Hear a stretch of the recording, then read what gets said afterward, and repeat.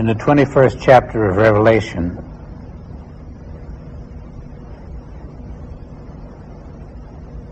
the same thing is said that Isaiah said 700 years earlier. And I saw a new heaven and a new earth, for the first heaven and the first earth were passed away, and there was no more sea.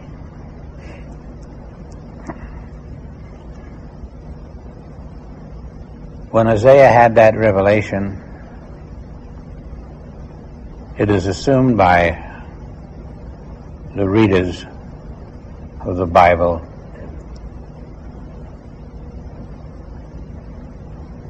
that it then happened 700 years later to John. But that isn't the case. It happened when Isaiah saw it.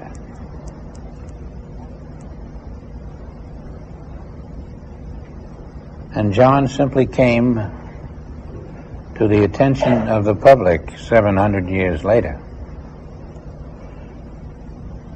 Time was never any different for Isaiah than it is for us. The only difference being that he was out of time when he saw it and when he said it. And he was reporting what was current then out of time. It just came to our attention 700 years later. That's what a prophet is. Someone who's in the now, seeing what is in the now. And then we who live in time, seeing it not in the now, see it as many years later as we do see it.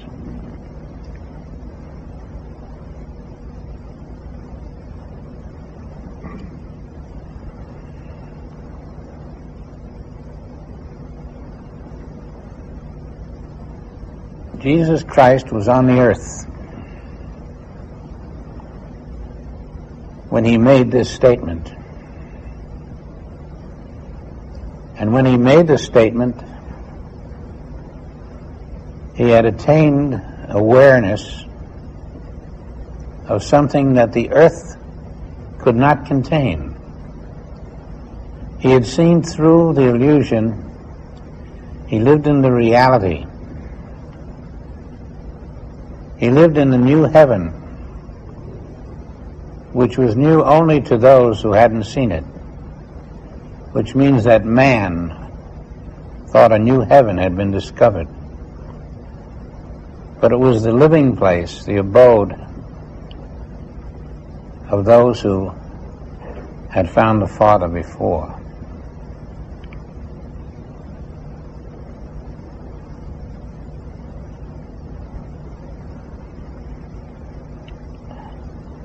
And I, John, saw the holy city, New Jerusalem, coming down from God,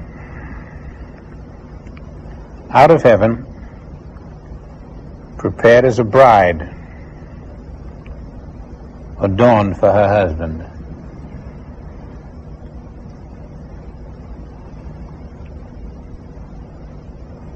This was the appearance to John.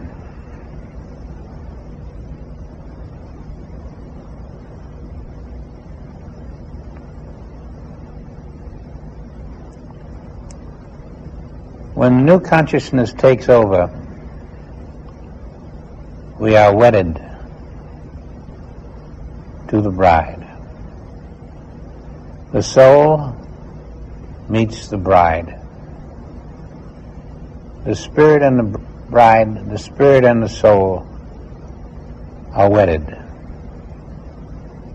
In this new consciousness, all of the hopes and plans and dreams and statements in the Bible become a fact. We are reunited with the universe of God. We are out of the mortal dream. We are in immortality, in life which has no ending. This is the breakup of the illusion for us, as it was for Christ Jesus, as it was later for John. It is our hope of glory to be in that breakup of the illusion.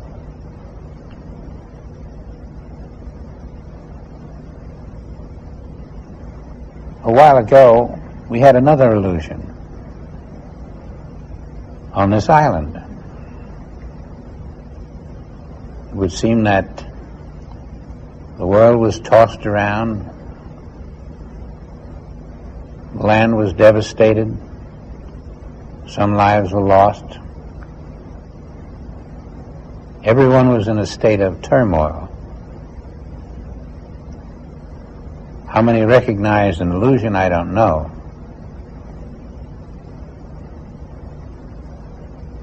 And then in my hometown, in Kauai, the same thing. Another state of illusion.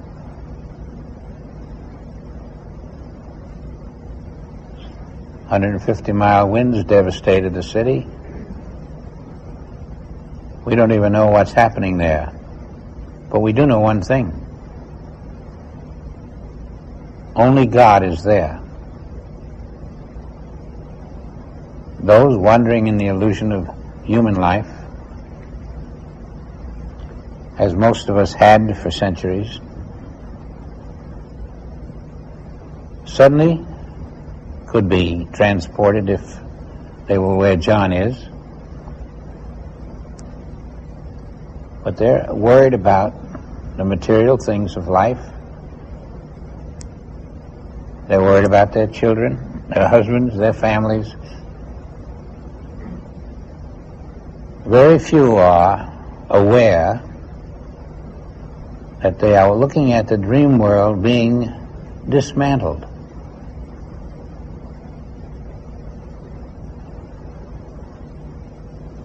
It's difficult in the midst of such confusion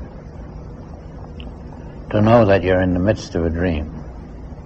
Sometimes the dream is smooth, sometimes it's rough, but it's always a dream. And in a sense, I feel that in a manner we are being prepared for the change in consciousness.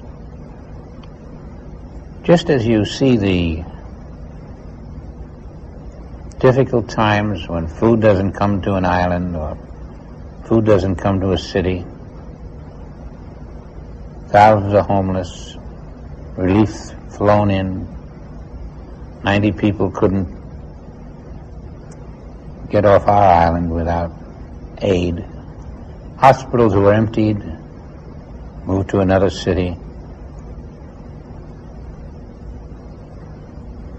We are going through the same thing in this world of reality. In what we think is reality, we are learning that things cannot be controlled. There's nothing you can do about it. Suddenly the ground is ripped up. The air is alive with tension. And you are called upon to know that this is your sense illusion, whether it's smooth or rough. And it hits you strongly that this is only a preparation, because when you have overcome this sense illusion, you've much further to go. After you put your house back in order, you get your insurance paid off, you get the faucets working, you get the phone company installing this and that. You're right in the same illusion anyway. It's just that it's a little more convenient. But if you know you're in the illusion, then you're prepared to come out of the illusion. As John is prepared in this 21st chapter, he didn't have to have the world thrown up around him, confusion in the air, people in pain, he suddenly was brought to the point of utter visibility, seeing past the whole human illusion to a new earth and a new heaven, and his feet were still planted on this earth. That is the point of it. While your feet are still planted on the earth, you won't be seeing the kind of an illusion that comes with wind blowing, things flying through the air.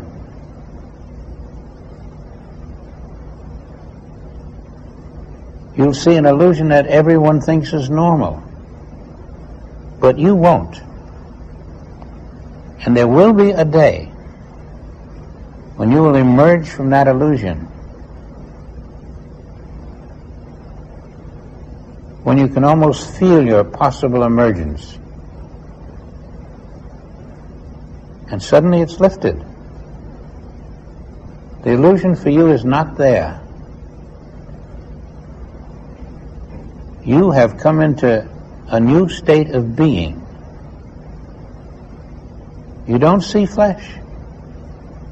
You're looking straight at what once was flesh, but you don't see it. Your new vision cannot comprehend or see flesh. Your senses don't record flesh. Your senses don't record anything in the universe that you once were there in a universe that could give you something or take from you. You don't find anything like that.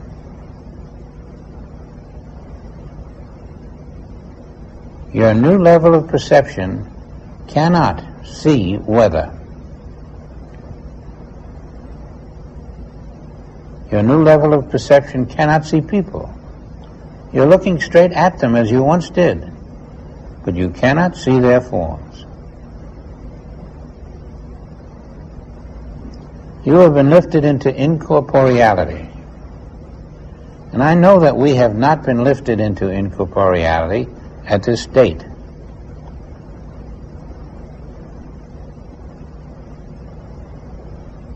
But if we can believe God and Jesus,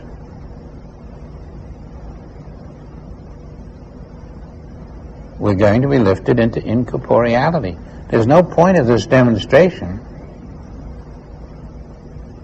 which has taken 250,000 years to get to our attention. There's no point of that demonstration if it's not meant to be.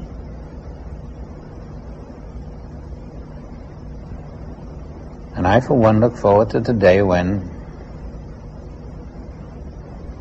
we are looking at the world and there are no oceans. It says here, there's no sun in the sky, there's no need of a moon. And there isn't any, it says, in this chapter. Can you imagine looking at the sun and the moon and it isn't there? You can't see it, because it never was there except to human beings.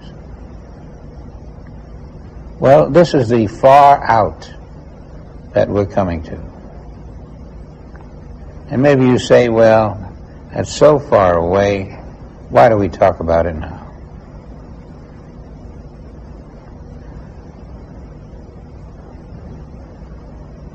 If you think it's far away, it will be. If you think it's close for you or someone you know, chances are it will be. I know when Joel left this plane, it was very close to Joel. And when others who have been enlightened have left this plane, it was very close to them.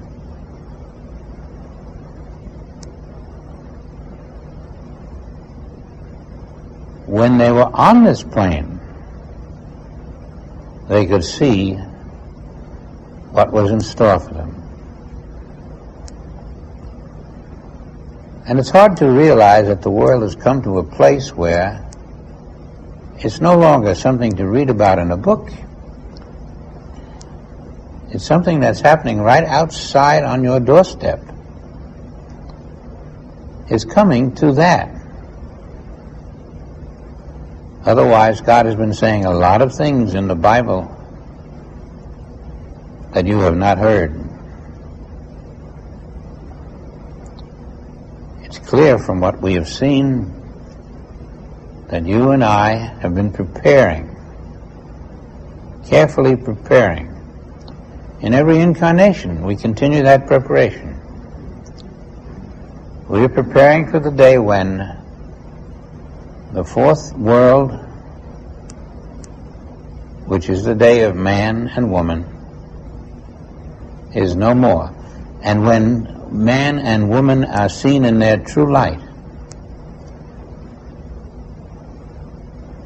and many will walk this earth seeing man and woman as other men and women won't see them.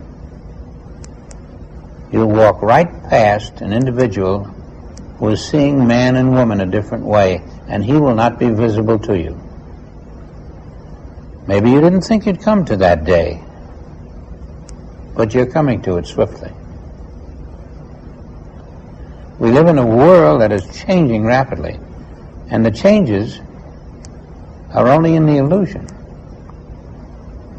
The truth is becoming visible and tangible to those who are in the truth. And the speed of it is so swift that it really makes your head swim. Now I'd like you to feel that you're in the tempo, you're in the flow. You're not sitting still and idle and wondering about what's going to happen and when it's going to happen. You know what's going to happen. And you know it comes suddenly. And you know it's nothing but a deep joy. Because it happens quickly. And it happens to an individual. And then another individual. It doesn't come in groups. Each individual finds himself lifted. And now is the time to be ready. To be ready to see with the inner eye when it happens. It's nothing you control. You don't press a button. But you look out and you see reality. The child of God sees reality. And it doesn't look like the things we are looking at.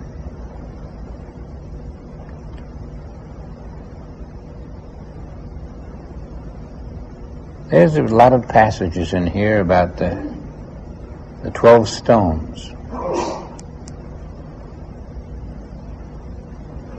The first thing that happens is you see the jacinth. What it amounts to is that the world becomes a transparency. You're looking at a world and now it's not there because it's transparent to you. It didn't go anywhere. You just see right through it. Your vision is developed to that level where you can see through the world. It's hard to imagine, but you may as well know that is what you're going to do. You look right through flesh, you look right through steel, you look through anything in the world.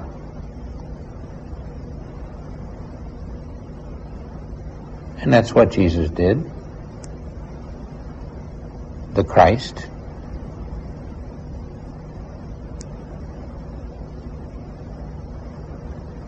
You can have a sense of deep gratitude for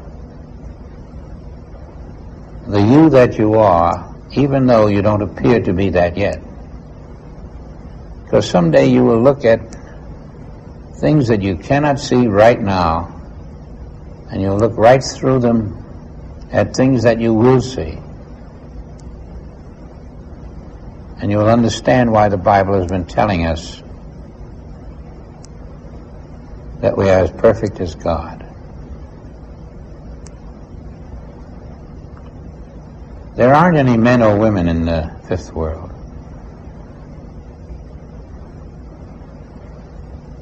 That may be a great loss to you, it may not.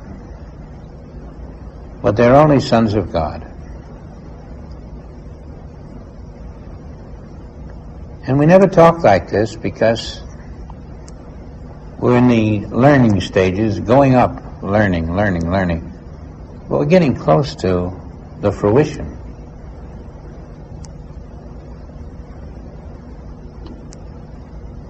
And it may take quite some time.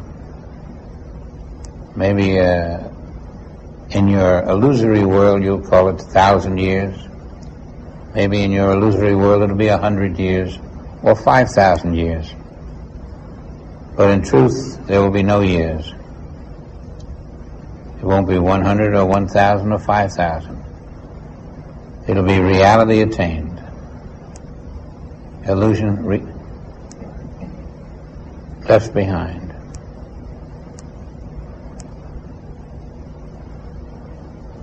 And I think it's so close that we talk about it now, although we haven't before.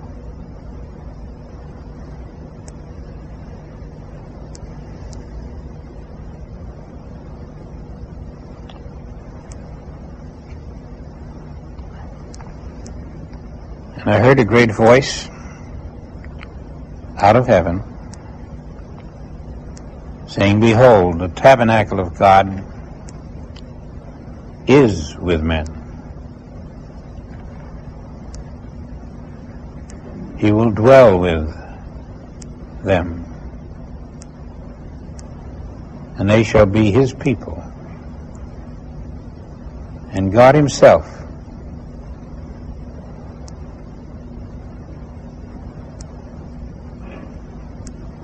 shall be with them and be their God." This is the end of separation. Whereas there was always a wall between you and God, or a seeming wall. God was always somewhere else, either far away or near but not visible, not tangible. The wall is taken away. Separation is taken away.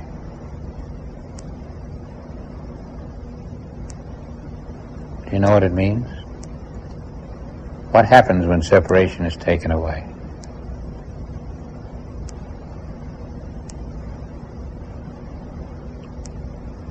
You may think of it as blasphemy. What happens when I and the Father are one? Not two, one. Can you be one with God and still be a separate person?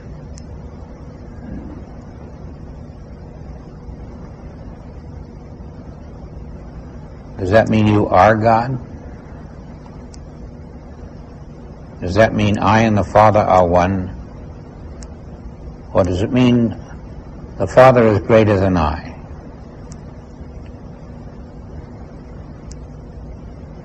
We see Christ in the form of Jesus, and we think God is somewhere else. That would be two, wouldn't it?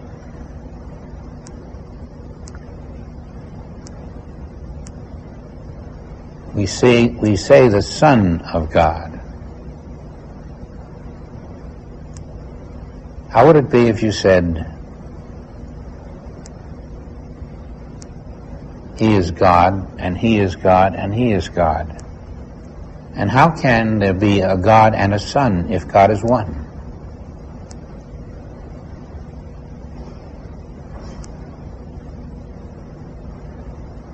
Do you understand your position a little better? That God is one. And when you see the new heaven and the new earth, you will realize that God is one. the God you have been searching for all your life, is all there is. Where does that leave a you?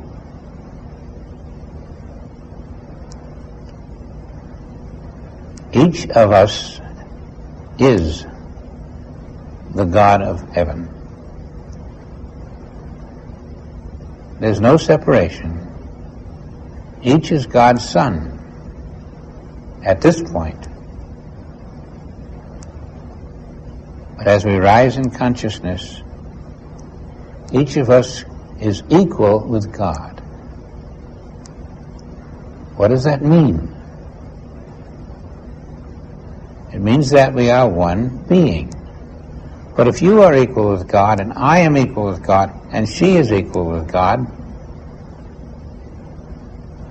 and equal with God means we are one being, are we separate people?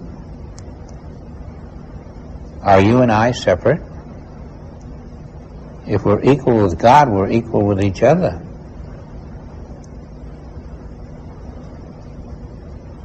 So what has happened? In this 21st chapter, John has realized no form. No form. Formless. And the word for that is incorporeality. He has realized the incorporeal nature of man.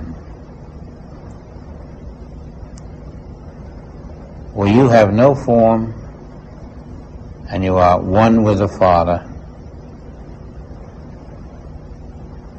and all that I have is thine. Can you see that you are much more than you anticipated?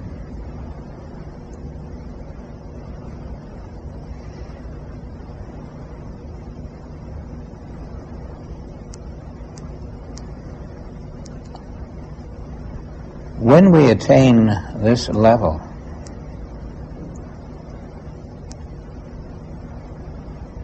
and it seeps into our memory, and wherever we go, we don't lose that knowledge. If I am one with God, how can I act other than godlike? How can one who is one with God say, I feel sick, or I'm going to die? Anything negative. He wouldn't be one with God, would he? And if he is so one with God that it's impossible to even think these things, let alone say them. Can you imagine in your reality being of a nature that you cannot deny God because you'd be denying yourself?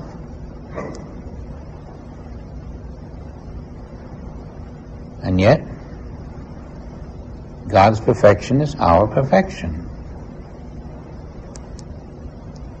And knowing this, because it's quite clear that it's true, why on a lower level would we tolerate imperfection there, when we know at the highest level there's no imperfection possible? Why would we tolerate imperfection? Some say, well, we don't want to tolerate it, it just takes off by itself. It doesn't quite take off by itself. It needs someone who will permit it to take off by itself. Someone who gives quiet consent, or is defeated before he starts. I am one with God, and that covers every level of my being.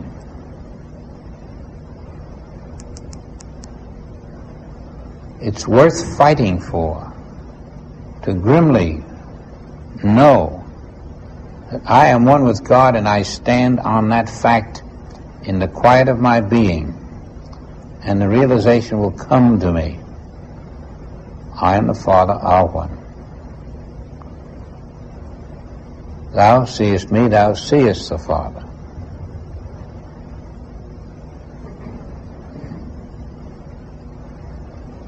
It is not blasphemy. It is truth. We're not talking about this one who has negative thoughts about this, other thoughts that he or she is ashamed of. We're talking about the child of God who has overcome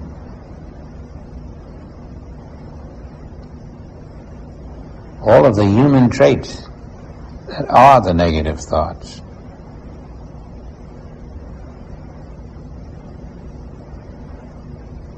So let us stand up now and understand that I stand on my divine self. It is my understanding that I am divine. And I'm not going to go against my understanding and start being undivine. I'm not going to slit this fellow's throat. It's not my nature. I'm divine. Thoughts will not even cross your mind after a while. When you know you're divine, you will act divine. And you know that means a lot of change. Can't get mad at your neighbor and, everything is ruled out. You live a divine life, and that's all there is to it. If you're only 99%, you've still got to live a divine life and find that other 1%. I think we're being challenged. Look at my life. It must be divine because I am the image and likeness of my Father.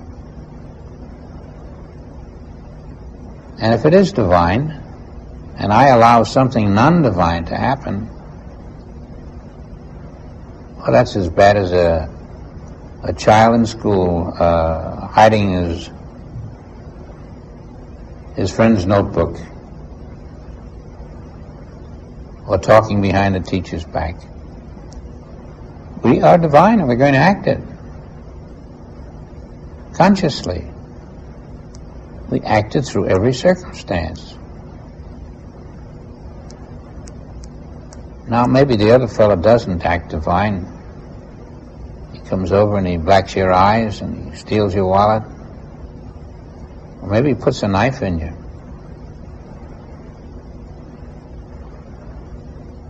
But you can see through the illusion, can't you? It hurts, but that's an illusion. In short, being divine, being Christ, is your protection, if protection is necessary, against anything, anyone. You simply are what you are.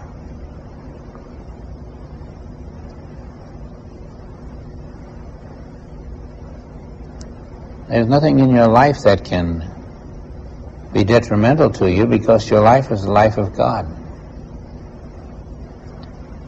In our true reality, we are living the life of God. And this is what happens when there's a new earth and a new heaven. The life I was living, the mortal life, is no more. I'm now living the life of God. Of course, that new heaven, new earth seems far off. We haven't reached that consciousness. But it isn't mentioned because it is unattainable. It's mentioned because it's inevitable.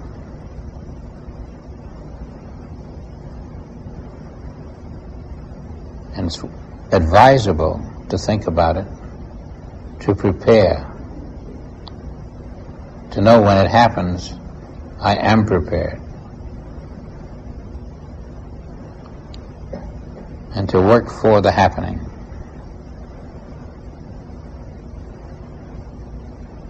The Bible is becoming clearer and clearer. It's a statement of ultimate truth. And we who know to some degree what it is saying and why would be foolish if we turned away and acted differently. Because our ultimate freedom lies in our knowing the truth of the Bible, within us as well as in the Bible.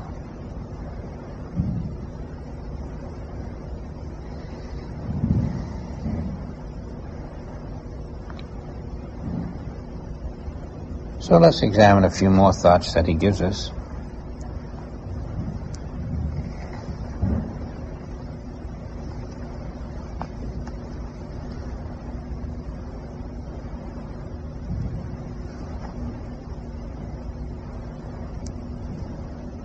And he that sat upon the throne said, Behold, I make all things new.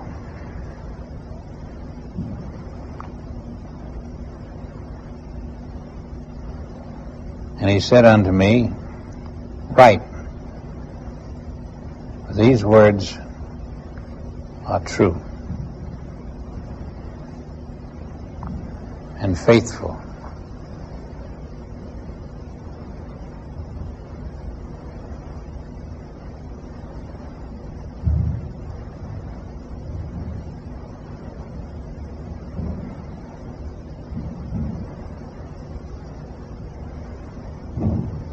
Presume that this had been in your consciousness, that the divine voice had said, Write, because these words are true and faithful.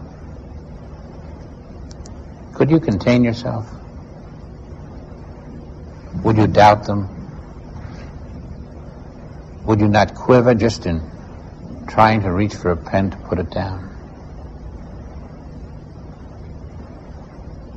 And what would you do if you heard it? Everything which John has put in this paragraph, what would you do if you had heard it? What did he do?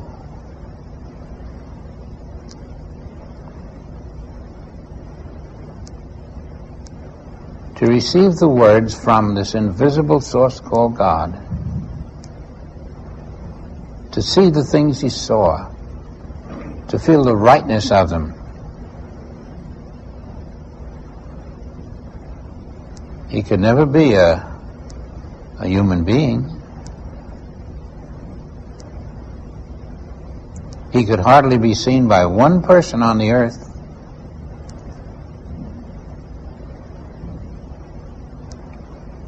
And here he was, receiving words from the lips of God, and knowing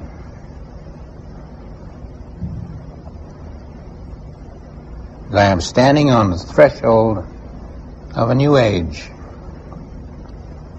an invisible civilization, peopled by sons of God. There are no things, there's nothing in this world that can age. Nothing. Age is out of the world. There's no age. There's no one today who's older than yesterday or younger. There's no getting older. There's no age. It doesn't exist. You can be 100 years old or 2,000 years old or 5 million years old. You won't change your appearance, and your calendar doesn't show any increase in age. You are a spiritual being. We live in this magnificent, invisible universe.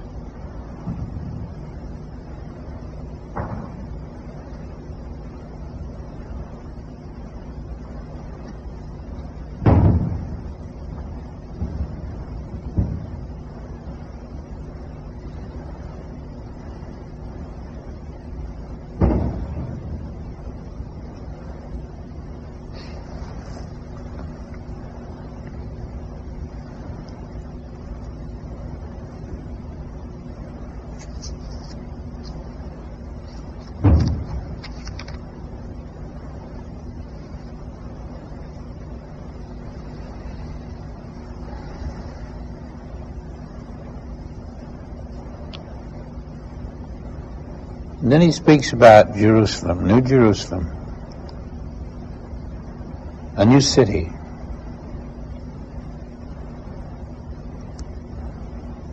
which had no need of the sun, neither of the moon, to shine in it, for the glory of God did lighten it.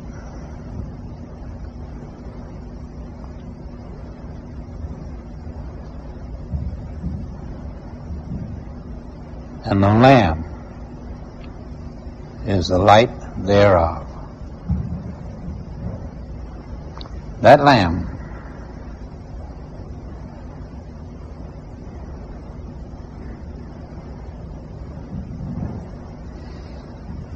is within you.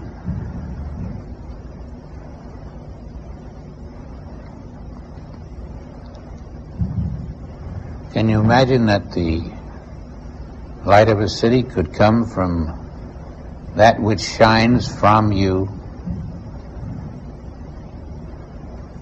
It will, because that light is the Christ light, and that which is within you is you, and that's all there is of you.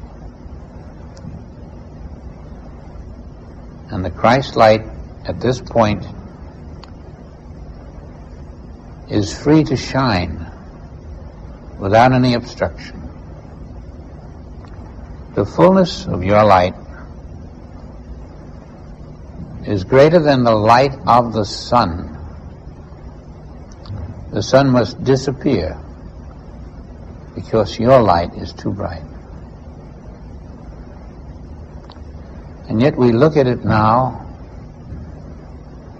we can't find it. Maybe we find a touch of it in your eyes,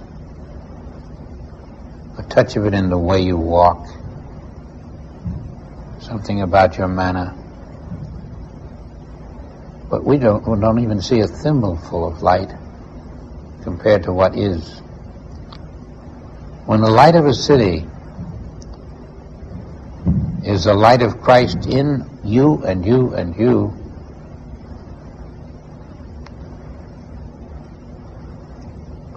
our light is superior to the light of the sun.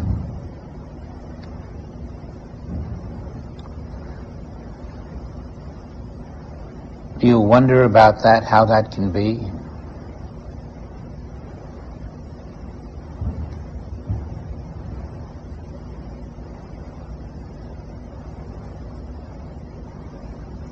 That's what we are being prepared for.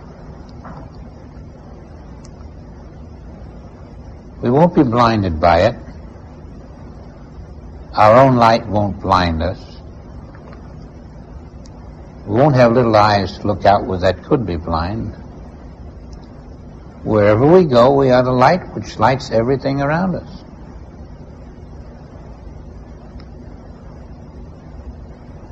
Can you see any diseases in this light? When doctors in the world would give their right eye right now to get a light of that boldness into the world.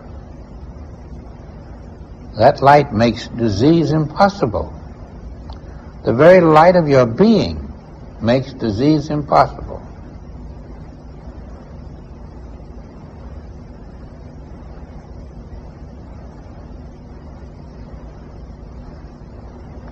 It also makes all the things that you try to accomplish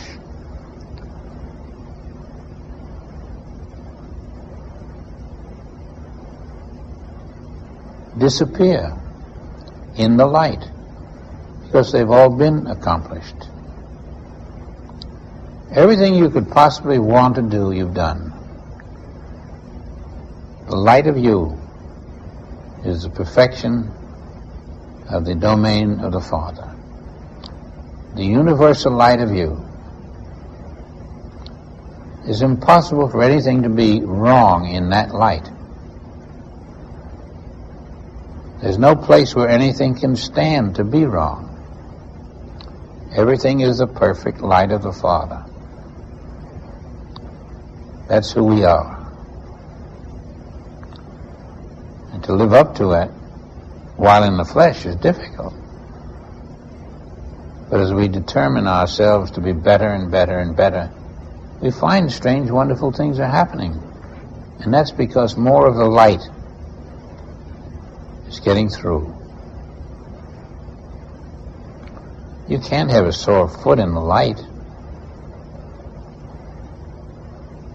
And so Jesus looks at a person. Oh, you were crippled.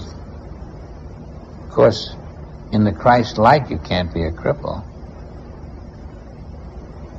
So you're not a cripple.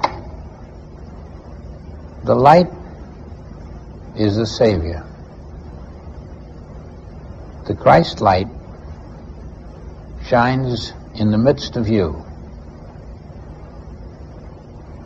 and it brings the miracle of Christ to everything you do, say, and think.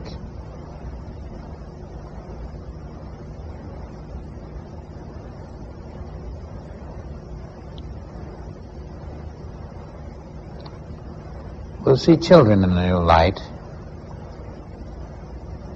We'll see that they are the light as well as we are.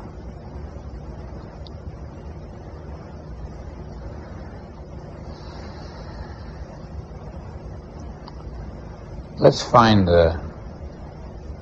not the center, but the glorious center. Let's stand there. Let your light shine.